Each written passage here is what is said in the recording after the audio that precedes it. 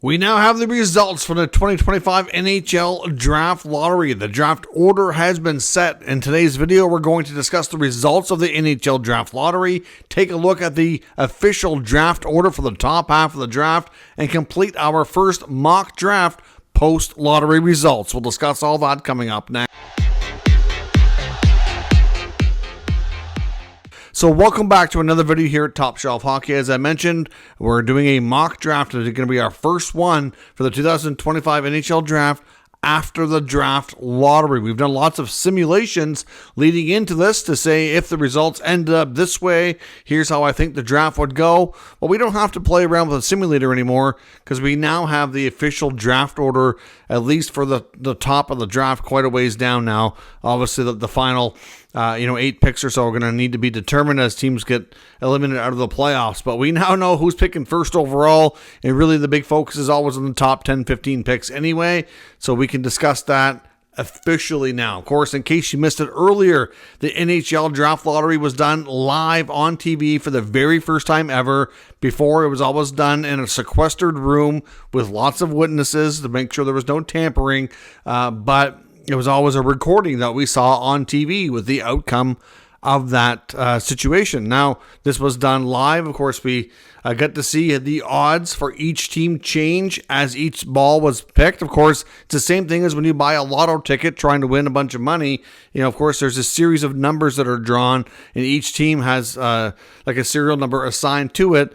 And, of course, the team that lines up with that number gets the win. The New York Islanders, who had the 10th best odds of winning, were the fortunate team tonight. They don't even have a GM right now after Lou Lamoriello and the team recently parted ways. So what a surprise and a perk for the new GM of that club to walk in to a first overall pick right away, being brand new to the job. I mean, that is a huge gift and a huge piece of luck for that franchise. Now, of course, they haven't had the first overall pick and a really long time. So obviously, the Islanders are a team that could benefit from it. Now, of course, you typically don't see a lot of teams move up that many spots. Although if you look back to when the Rangers won the Alexis Lafreniere draft, they moved up a substantial amount of spots as well. You can only move up 10.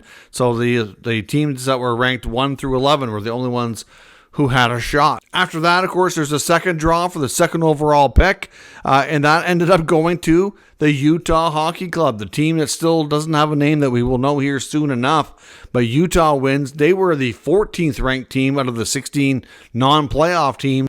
They only had a 1.5% chance of winning, and they pulled it off. So a huge surprise in this NHL Draft Lottery.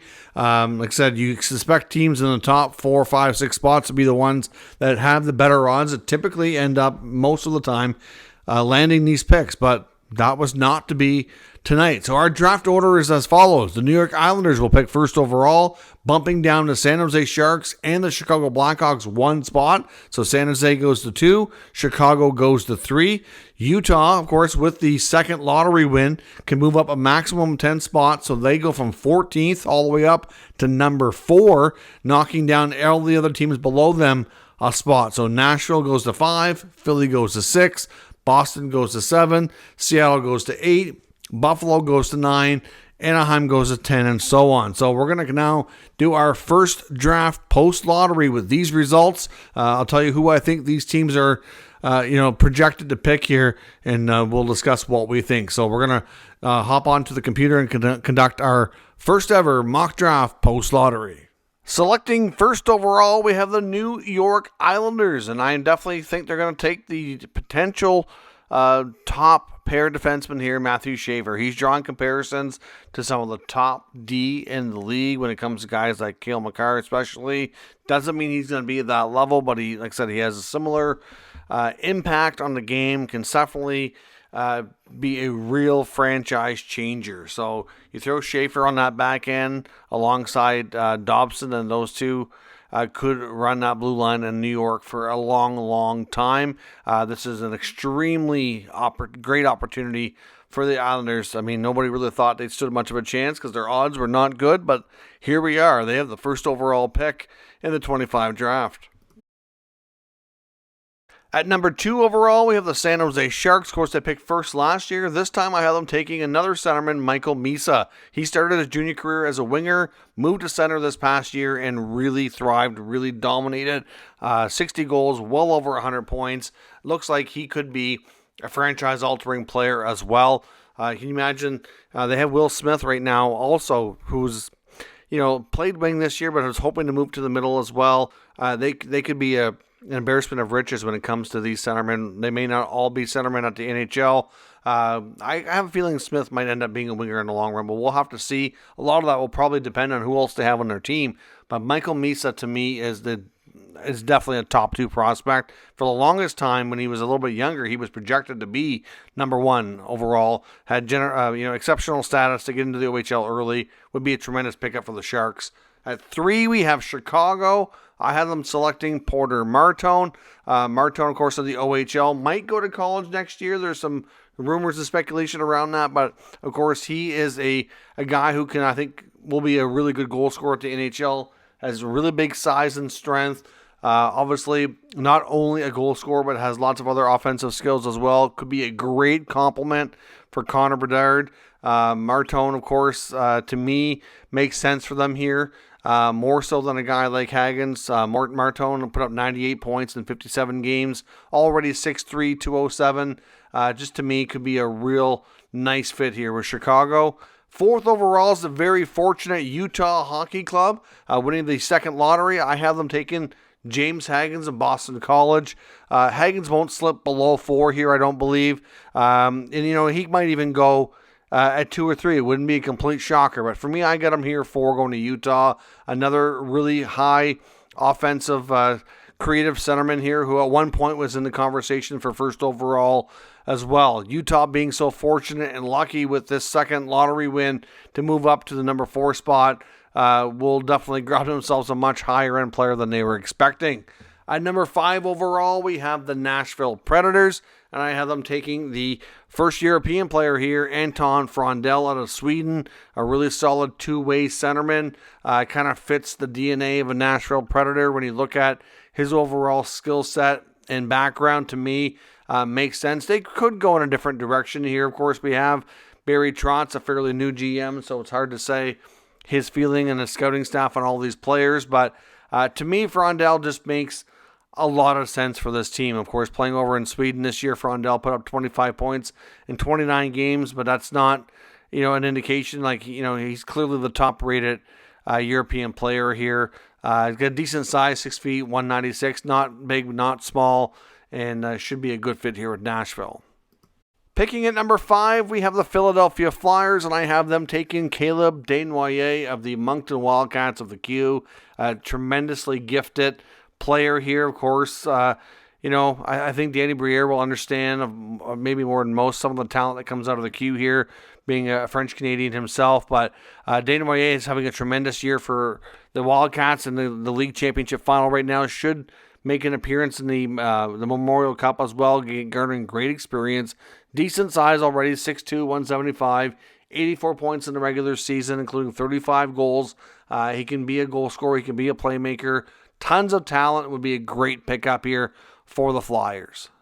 At number 6 overall, we've got the Boston Bruins, and I have them selecting Roger McQueen of the WHL's Brandon Wheat Kings. I think McQueen's going to go higher than some might think here. Obviously has a really tall, 6'5", 192. Didn't play a lot of games this year due to injury, but put up 20 points in 17 games. Many scouts have him labeled as a high probability of making the NHL and being an impact player. So I honestly think he could be somebody that would really fit well to me. Like when I see him, I think it could be a tremendous fit here with the Boston Bruins. I know they're going to take the best player they have available at this spot, but McQueen to me just makes too much sense for them. At number 8 overall, we have the Seattle Kraken, and I have them selecting Jake O'Brien from the Ontario Hockey League, playing for Brantford. Of course, O'Brien to me is going to be a great player. I think at the NHL, a lot of scouts have him as a high probability to make it and be an impact player in the top 6. 6'2", 170, put up 98 points, including 32 goals. for the Bulldogs this year. To me, the Seattle Kraken need some more offensive players.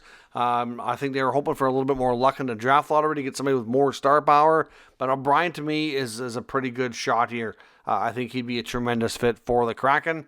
Next up, we have the Buffalo Sabres selecting 9th overall, and I have them selecting Victor Eklund out of Sweden. Victor Eklund at this point in the draft is certainly one of the best players still available. The Sabres are in win-now mode. I mean, trying to get themselves into playoffs. They've been out of the playoffs for a long time. They've drafted a lot of players. When I say win-now mode, I don't mean trying to win a Stanley Cup. Just trying to get into the playoffs. They're not too worried about 3 and 4 years down the road. They need to win now. I wouldn't be surprised if they trade this pick, to be honest, for a player that can help them right away. But if they do hang on to it, I think Eklund's a good choice. Next up here at number 10, we've got the Anaheim Ducks, and I have them selecting from the WHL Carter Bear of the Everett Silvertips. I think Bear would be a great choice here for Anaheim. They're loaded on D. When we're getting to this point in the draft, there are a couple defensemen like Smith and Murka that could very well, go around this spot. But, assuming the Ducks here, I mean, they'll probably go what they feel best player available. But at the same time, I think they could use another forward. And I think Bear is a good choice. He's 6 feet tall, 176, 40 goals in 56 games this year for Everett, 82 points overall. Scouts really think he's got a good chance of making it. So to me, Bear's a good fit here with the Ducks. We're going to do a couple of bonus picks here. At 11, we've got the Penguins, and I have them selecting Jackson Smith of the WHL's Tri-City Americans. At this point in the draft, I think the Penguins could really use a variety of every kind of player, to be honest. And Smith, to me, is a really good D member here on the defense core that could be a big impact player for them down the road. 6'3", 190 already, had 54 points in 68 games in the Western Hockey League this year. I like a lot of Jackson Smith's game. Could complement the Penguins well. Has potential top 4 D-men all written all over him. And like I said, the Penguins really need a variety of different kinds of players. So I think they'll take whatever they feel is the best player on the board. And for me, at this point, Jackson Smith is that selection.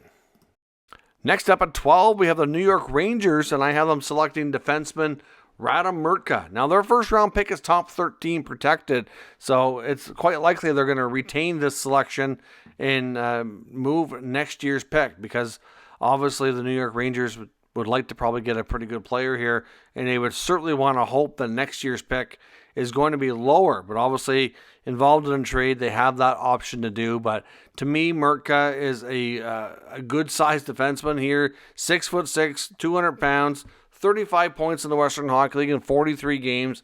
I like the upside, the size and strength and everything that comes with Murka. To me, on a blue line that has struggled for the Rangers, I know he's a ways away from playing, but to me would be a great pickup here for them for a couple of years down the road. So that is all my selections for the top half of the draft. Of course, the top group of picks here for the 25 NHL draft based on the official, actual spots where we know teams are going to be picking now. Let me know what you think down in the comments. Let me know, of course, what prospects you're excited about, who you'd like to see go where, what you think is going to happen. There's lots to talk about, so be very active in the comment section so we can have a very good conversation about this outcome, and we'll talk about it further. If you're new to the channel, of course, make sure you subscribe, stick around. Lots more coverage on the NHL draft, and of course, daily updates on all the NHL news and rumors around the entire league of all 32 teams. Thanks for watching. I'll catch you next time.